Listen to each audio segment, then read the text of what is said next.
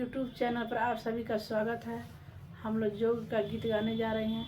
आप वो लाइक कीजिए, सब्सक्राइब कीजिए। हम लोग का वीडियो अच्छी लगे शेयर कमेंट कीजिए। गलती को क्षमा कीजिए। सब्सक्राइब और लाइक करना ना भूलना। पूरा वीडियो देखिएगा। पूरा इनके पतवा पर धनवा पसर लोया हो रे जोगवा।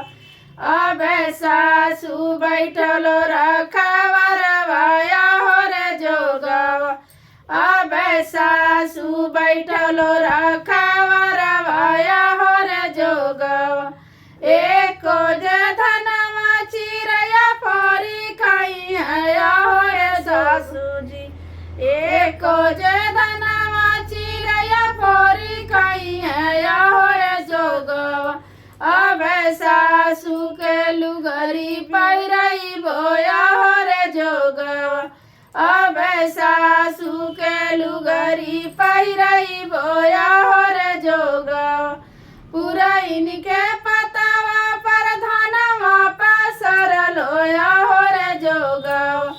अब ननदो बैठलो रखवरवाया हो रे जोगवा। अब ननदो बैठलो रखवरवाया हो रे जोगवा। एको जे धनवा चिरैया परी खाई है हो रे जोगवा। अब ननदो के गवना करई बोया हो रे जोगवा।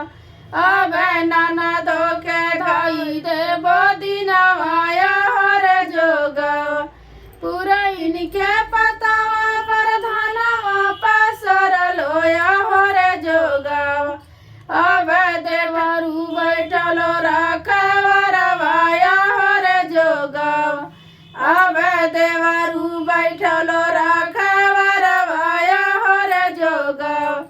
एको जे धनवा चिरैया परी खाई है हो रे जोगवा।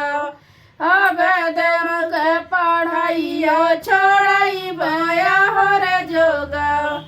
अब देवरू के पढ़ाइयो छोड़ई बया हो रे जोगवा। पूरा इनके पतवा पर धनवा पसर लोया हो रे जोगवा। अब जेठानिया बैठलो रखवरवाया हो रे जोगवा। अब जेठानिया बैठलो रखवरवाया हो रे जोगवा। एको जे धनवा चिरैया परी खाई है हो रे जोगवा। अब जेठानी के अलगा करई बोया हो रे जोगवा।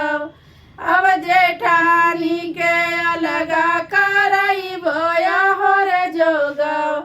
पूरा इनके पतवा पर धनवा पसर लोया हो रे जोगवा। अब जेठानी बैठलो